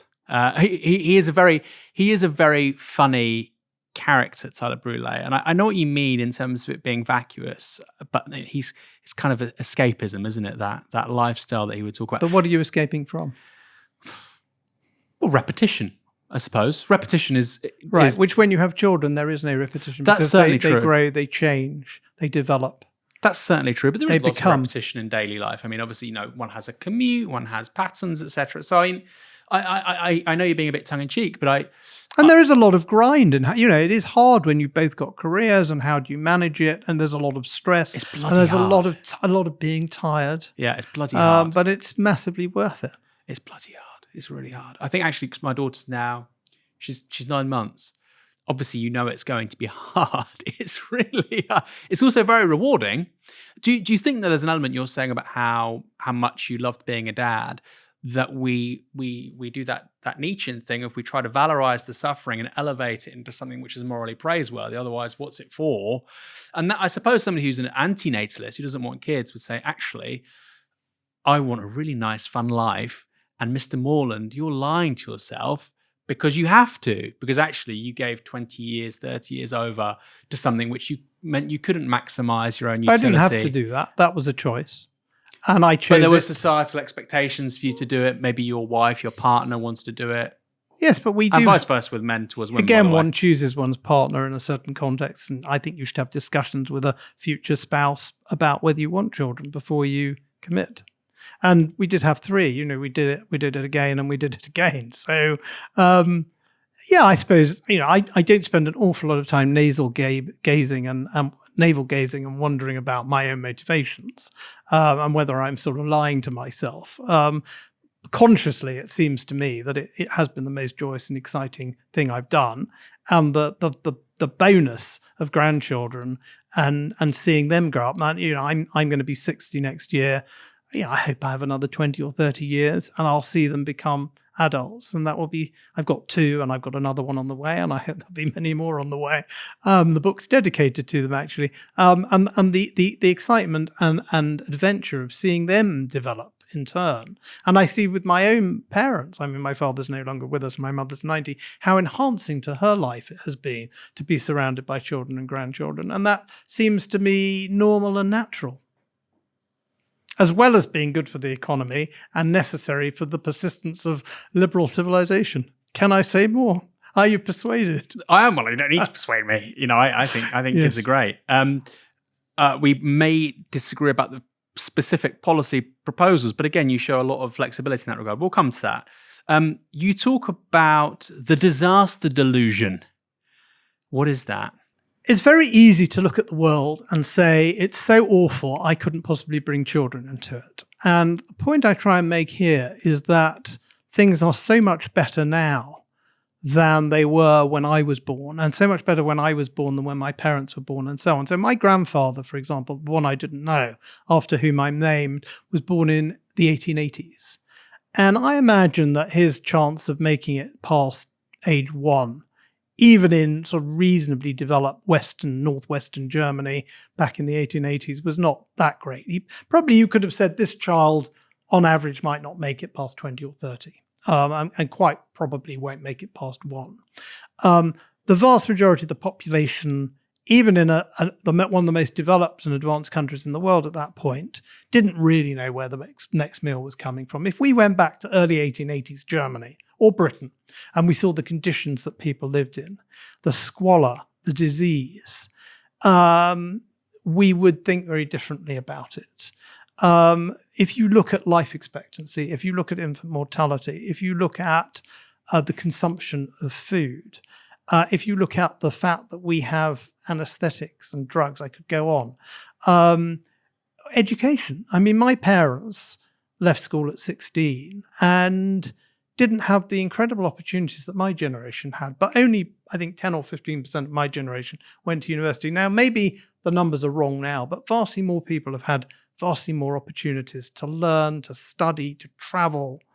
And so if the world of today is so dreadful that we shouldn't be having children and bring them into it, then our parents were criminal to have us, and their parents were start raving mad. In fact, the world should never have got started. We should have prosecuted the first amoeba if amoebas breed, I don't know, the first amoeba for having another amoeba in those incredibly difficult conditions. So what I'm trying to say is, can we get some historical perspective on this before we say the world is too terrible to have children? Because you're referring here implicitly to the sort of birth strike movement. Yeah, well, there are those who say, the birth strike movement, I think, has many facets, but there are those who say, even that's a movement, but there are people who say, I couldn't bring children into this world. Particularly because of climate. Because right, they have no historical context of understanding how much better life is now than it has been historically. I mean, one person has died in the UK of air pollution in the last 20 years. Is that true? Yes. Even that case is questionable whether it was air pollution. Yeah, but we have people... I'm not making up my... No. Cause of death, yes, but we have many, many, many premature deaths because of air pollution. Premature deaths, statistically. But we do people have dying sooner than they otherwise would have. But we have longer life expectancy than ever. I mean, maybe it's slightly retreated. I think we have tens of thousands of people dying prematurely because of air pollution. It's a hell of a lot. It's a hell of a lot. The cause of death on death certificate, right, okay. I believe it's only 1. But we have a longer life expectancy than we had. And of course, in a lot of the world, it's even more dramatic. I mean, however dramatic it's been in Britain. When I was born, I think 24 children out of 1,000 died before the age of 1, and now it's like 3 or 4. So even in Britain, but in much of the world, it's been even more dramatic than that. Think about the life expectancy in China, the quality of life. I think about it, I've got a very good Singaporean friend, and I think about what life was like for her mum in the 40s under the Japanese occupation. I once met her grandmother, long dead. What on earth was life for a Chinese immigrant to Singapore around the turn of the century? I mean, we cannot imagine it. And then my friends' children who are born now, are very privileged, have wonderful lives. And I think it's historically uninformed to think that when you bring a child into the world today, you're bringing it into a worst ever world. It's actually a best ever world. It's time to be a bit more cheerful. There's that now that global warming is another issue which we might come on to. Yeah, let's talk about that in a moment, because that is a discrete subject. Actually, there's this amazing story of Queen Anne, who's talked about in the book. I mean, I've read about her many times because it's just an extraordinary story. Yeah. She was the Queen of the United Kingdom, early 18th century, I believe. Yes. And she has 16 or 17 births. Pregnancies, Sorry.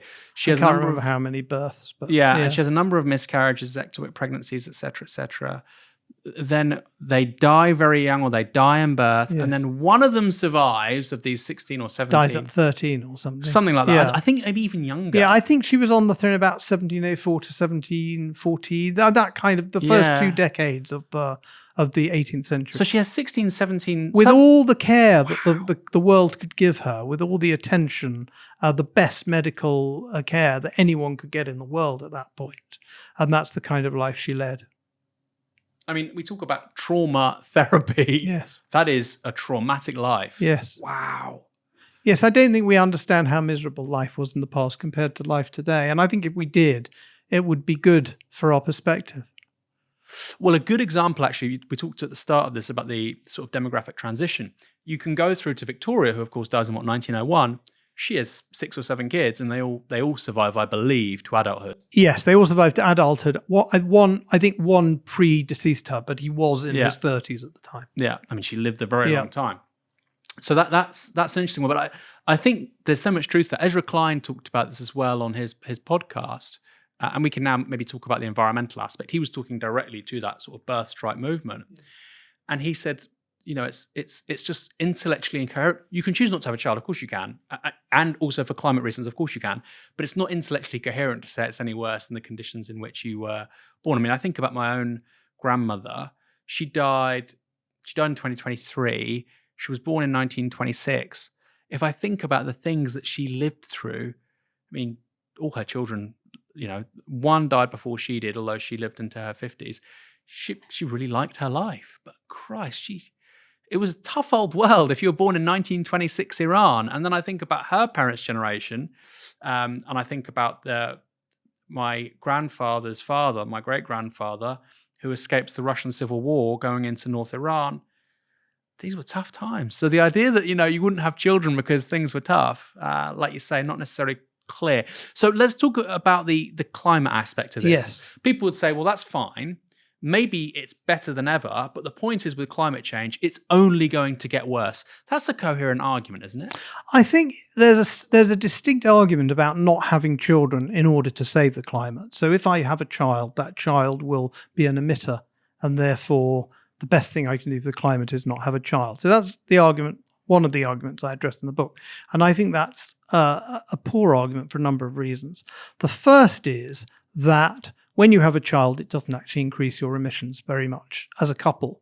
And that child won't really be an independent emitter for 20 years. Now, if you look at per capita emissions in this country and how they've fallen dramatically over the past 20 years, in 20 years' time, with sustainable technology, it's very likely that a child born today won't have a very big impact on the planet.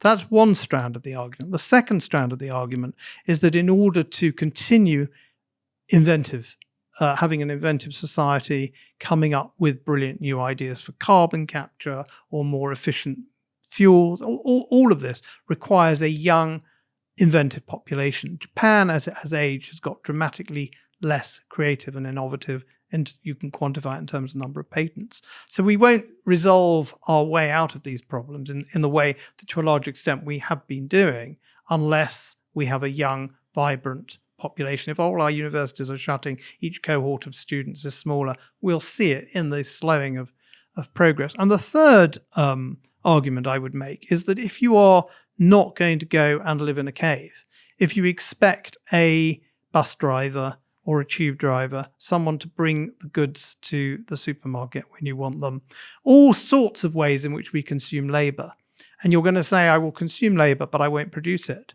What you do is you draw in people from elsewhere to do that labor for you. Now, that opens a can of worms, which is the argument about immigration. We're going to talk about that. But purely in terms of emissions, you are moving someone from a low emissions country to a high emissions country, maybe 50 times higher if you're taking someone from Cote d'Ivoire to Britain or El Salvador to the States. So don't imagine you're saving the planet unless you're prepared to go and live on the blasted heath or in a cave. By continuing to lead a normal life, you're consuming the labor of others, you're refusing to produce it, and you're simply moving people from low emissions to high emissions countries. We'll talk about the immigration aspect in a moment. So I think that's an entirely reasonable thing you've just said there. Let's go back to my question a moment ago, though. Yes, okay, fine. Things are much better than they were a century ago, but we've clearly hit an inflection point. We're heading for 2 degrees warming this year, hundreds of millions of climate refugees, or let's just say significant numbers of climate refugees. And lots of this, by the way, is, I think, very likely. Extreme weather events across many parts of the world, for instance, extreme heat, let's say in South Asia, seems quite likely in the coming decades. So some things don't have to happen. Rising sea levels may not be as bad as we think, but some others will happen, I think are close to inevitable, which I do think sort of bolsters that argument, doesn't it? Well, I think in the book I quote the world someone, of tomorrow will be harder than the world of today. There's some truth to that. It doesn't need to be. I quote in the book someone in the 70s, early 70s or late 60s in the States saying, it's so obvious my child will be born into a miserable, impossible environment, overpopulation, no resources, running out of oil. I'm not going to have a child for that reason. Well, we've got, think about the oil markets. Venezuela hasn't invested properly for decades. Iran, we have sanctions. Russia, we have sanctions. We've got Libya, Iraq, all the big oil countries are most of them are in a situation they can't be properly invested in. And yet we're not going to run out of oil. We're just going to peak oil now. Almost everybody agrees is when we have alternatives. The world is always about to end. Go back to the 1880s. I think Jevons, the economist then, was saying, this is all built on coal and we're going to run out of coal. And what on earth is going to happen to this wonderful and flourishing civilization we've had since 1800? Lives have started to get better. We're bringing in food, et cetera, and we won't be able to carry on because we're running out of coal. And ways were found around it. About 1900, people thought we weren't going to be able to carry on producing food. And then the Haber-Bosch process came along, as a result of which a third to a half of the population of the world lives. So I think we have a tendency to, this is where the sort of the work of Julian Simon comes in, which you may be familiar with or not. We have a very static view of the world of technology is going to be roughly as it is now, and then we project forward. But we're actually rather good at finding ways around and out of our problems. And I don't think there's been any time in history when people haven't potentially been able to look at the world and say it may have been getting better, but it's only going to get worse. Whether it gets worse or not is down to us. And one way of making it worse is to make the world older, the population shrivel, and all the negatives that come with not having enough children. So I think we should be a bit more optimistic, a bit more upbeat, look for solutions, and not say because we have problems, they're definitely going to defeat us, and therefore the best thing we can do is put ourselves out of business as a human race. I mean, I don't agree with the birth strikers, but I have a bit more sympathy with their sort of analysis than perhaps you do. I think there are objective things happening which don't bode very well. One is collapsing biodiversity. That's not just started yesterday. I mean, you could say that actually that starts really with the Neolithic Revolution. That's not new, but with regards to things like pollinators, etc., we're coming clearly to a significant moment. Look at something like COVID-19. That idea of zoonotic spillover from one creature to another. The idea of zoonotic spillover is actually only as old as the Neolithic Revolution. Things like cholera, things like HIV/AIDS. This is because of pathogens passing from one species to another. Again, it's an outgrowth of the Neolithic Revolution, agriculture, modernity.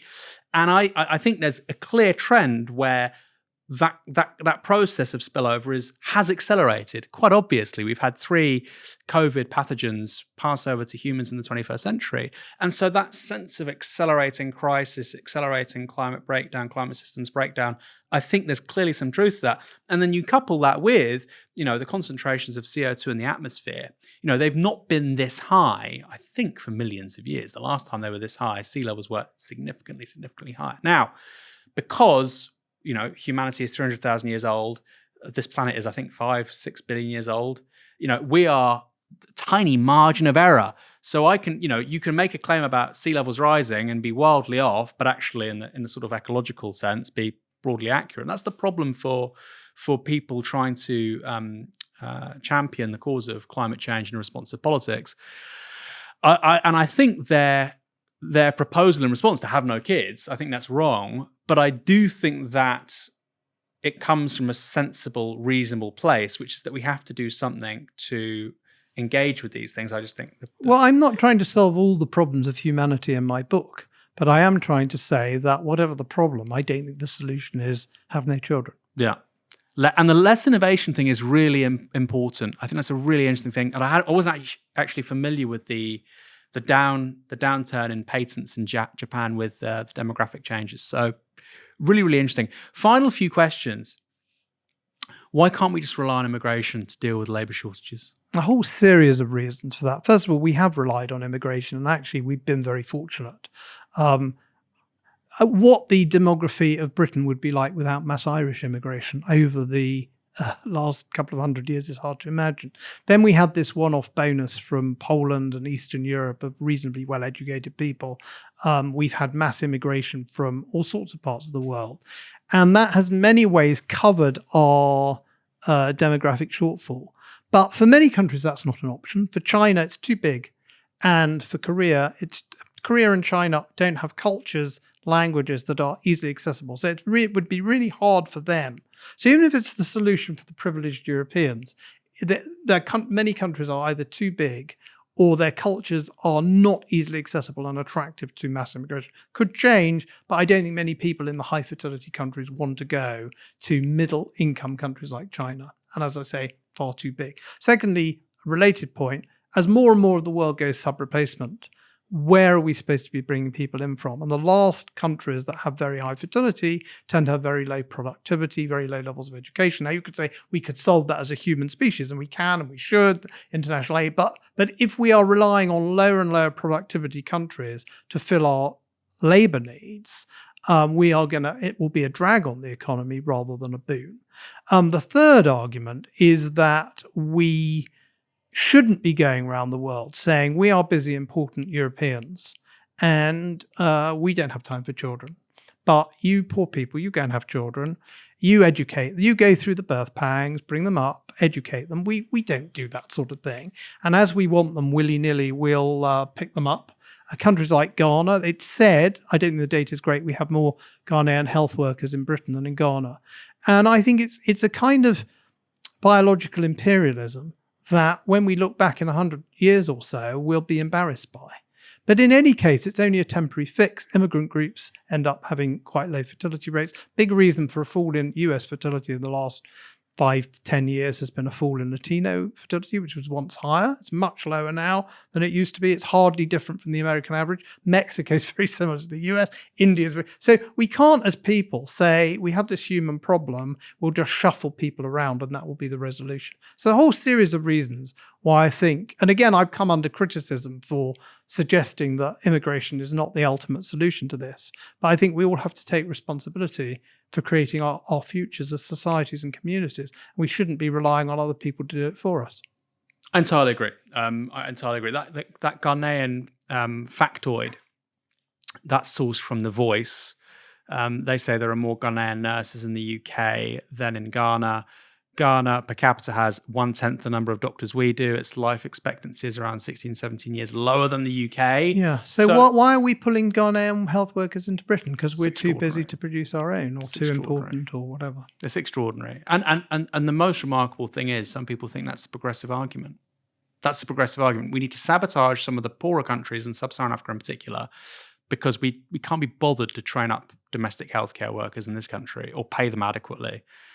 But this is a thing that actually, maybe we disagree on this. Let's look for some points of disagreement. And it infuriates me with conservatives because on the one hand, they'll be saying, yeah, we have, too many migrants. Yes, it's bad. You've got more Ghanaian nurses in the UK than in Ghana. But at the same time, they get upset when nurses want a pay rise. And they get upset when I say that, well, maybe the average nurse shouldn't graduate with £50,000 worth of student debt.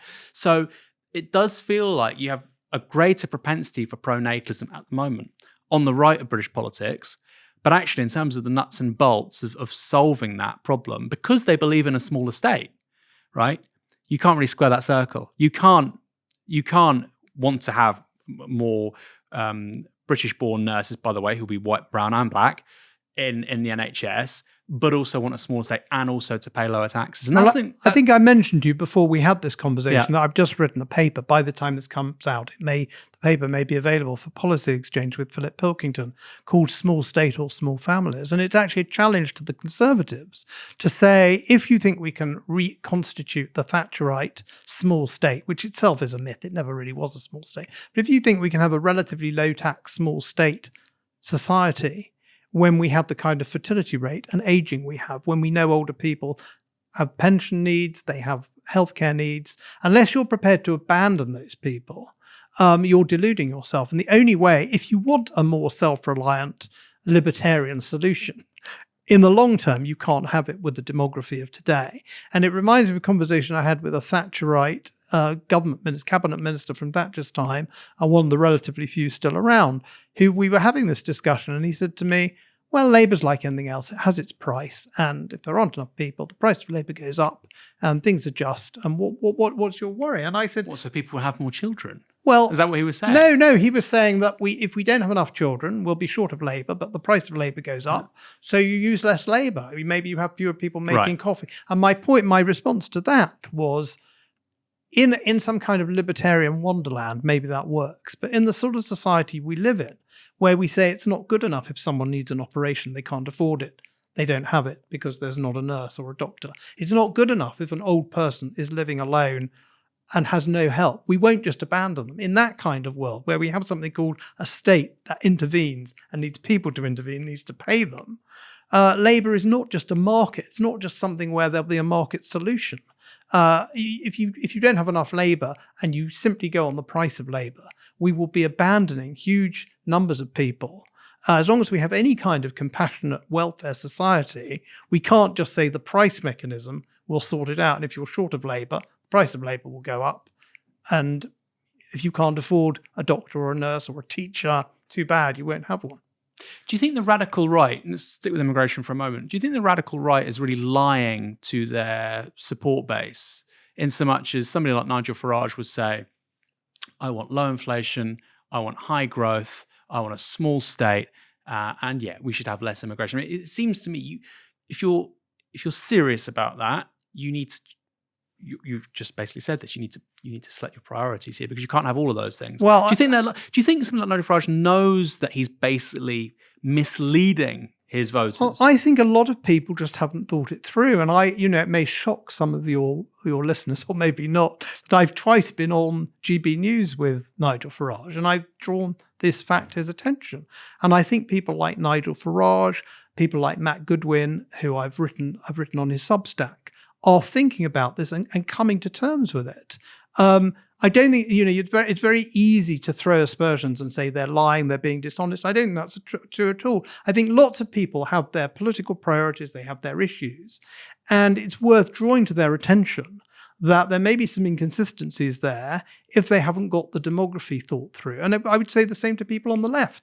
People on the left who say, of course, we should have a welfare state. Of course, we should have more spent on the health service. Of course, we should be looking after our pensioners better. Of course, ... and haven't thought through that we shouldn't be nicking labour from the third world forever, and that someone's got to do these jobs, and so maybe there's a space for pronatalism. I think it's just the fact is that not many people are talking about this stuff, and therefore a lot of people who have political priorities just haven't worked the demography into them. And I'm trying to encourage those, whether it's Nigel Farage or people on the left, to say, try and be consistent and try and think through what this very low fertility rate means for your priorities. And if it's undermining your priorities, whether they're socialist or capitalist or pro-immigration or anything, can we work this into the debate and understand what the implications are? I mean, I would normally say, okay, that's fine, I'm sympathetic to that. But I think if your bugbear is immigration and your bugbear is labour supply and your bugbear is really the composition of the labour market, and you haven't thought through the demographic stuff,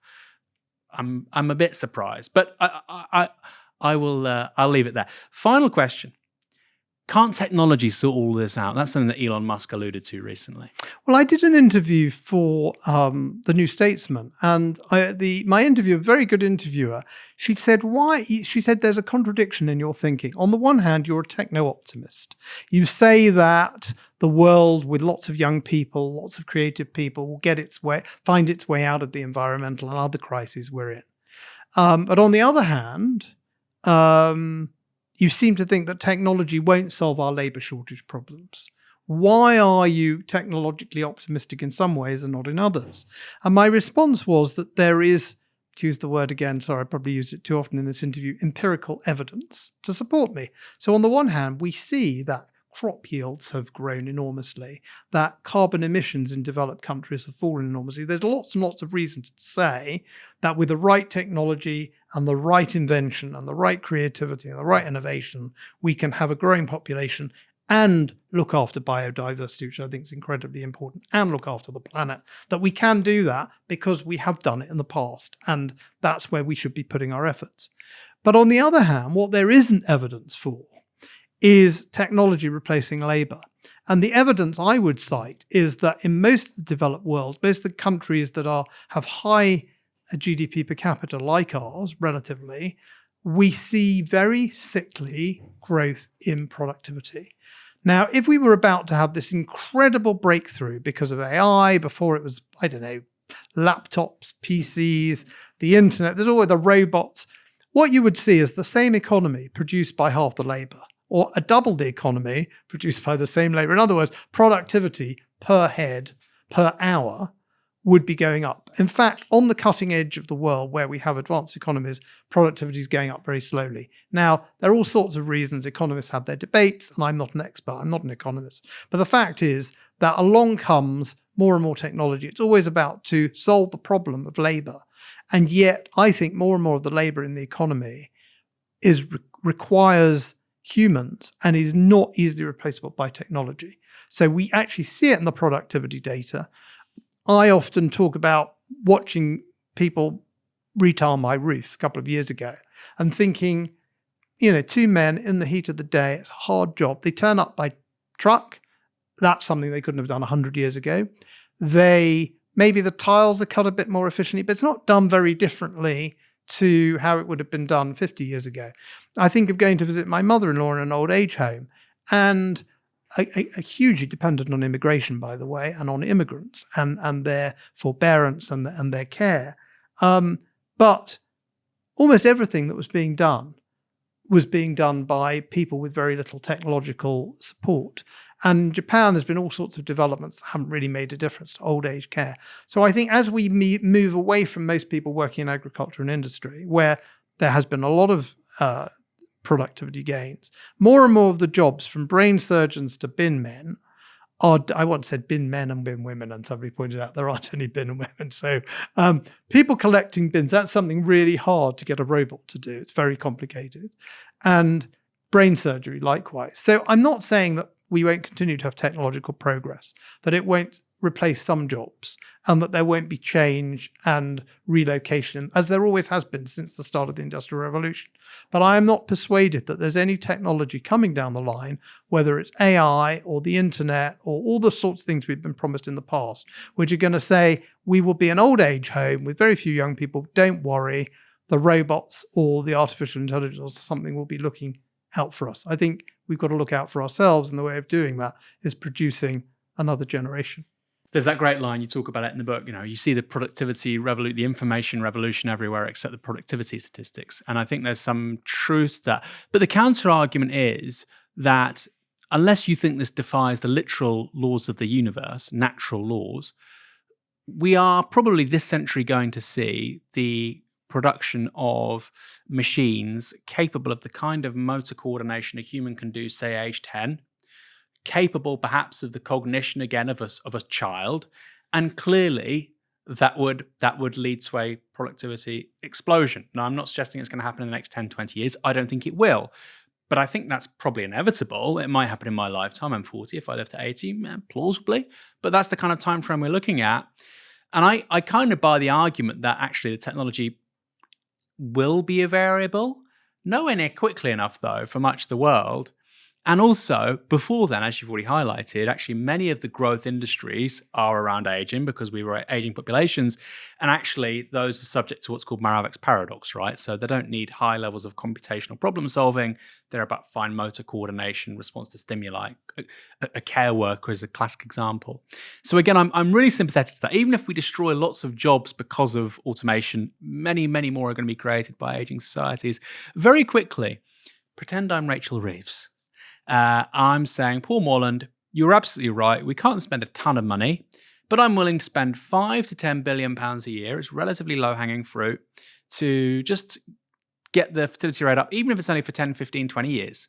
What are the policy proposals you might offer me? Well, I do say in the book that I'm skeptical about what government can do. So I think it requires a cultural change. And I think if government is pushing against a closed door, if people don't want to have children, if they don't prioritize children, then any amount of money you spend is going to have very little effect. So I'm really calling for a cultural revolution. That's point one. Point two is, and it's sort of mentioned in this paper that I'm hoping to publish with Policy Exchange in the next few weeks, there's not much point in talking detailed policy with politicians when we're not off base one. Base one is we have a problem, let's discuss it. No politician, front-ranking politician, is even talking about this issue. So I would like the conversation to start to change as it has. So the first thing politicians can do is to acknowledge the issue. I don't think it's ever been acknowledged by a front-line British politician. However, picking up your challenge, if I did have Rachel Reeves in the room and she had a budget, I would say tax cuts for parents. I would say standardizing IVF so that it's not a postcode lottery so that everyone can have it. I don't know whether I'd get both of those things for my 5 billion or 10 billion or however much it was.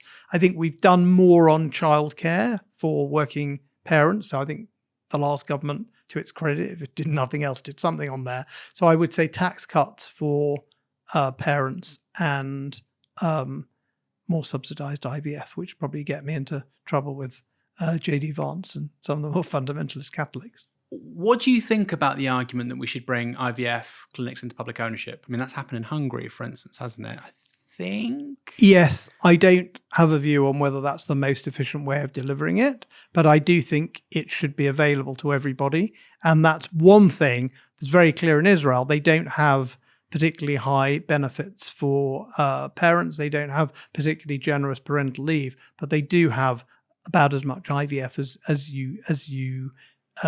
you need. And I think that's something we could introduce here valuably. Ownership of clinics, that's beyond my pay grade. I don't know the best way to deliver it. Something in Israel which is key, though, is the role of grandparents. Yes. Grandparents have a massive Yes. role in Israel. Just quantitatively, the data shows Which that. helps in a way that they're an urban society where people live quite near their children. Yeah. But I suppose, and this is something I think about a lot, is because we're an aging population, of course, people are going to want to tick up the pension age. You go from 65 to 67 to 70. I think that's probably coming down the line. And of course, if people are retiring at 70, they're not going to be able to help raise their grandchildren, which again is a really, really interesting one. I mean, for me, right now, we get 2 free days of childcare, thanks to Jeremy Hunt, very strangely, but there you go, good policy. Do you not think it would be wise to make that 4 days or 5 days, or do you not think that's an ideal allocation of funds? There's some real evidence that childcare makes a difference. There's some evidence from Norway. The trouble is all these policies look effective and then they're not effective. There's no single key to changing this. I think, first of all, again, on politics, we've got to start acknowledging the issue, and detailed policy work has to follow from that. Secondly, I think IVF are tax cuts, and we've already done quite a lot on childcare. But I think unless we create a world, and this is what I'm trying to do, let people throw their brickbats at me, I don't mind, but can't we create a world where we can actually discuss the joys of parenthood, making it an absolute priority and reordering our lives in a way that puts it at the center? If we don't do that, then no amount of government effort is going to make all that much difference. It's not going to move the dial. Paul Morland, thanks for coming on Downstream. Thank you.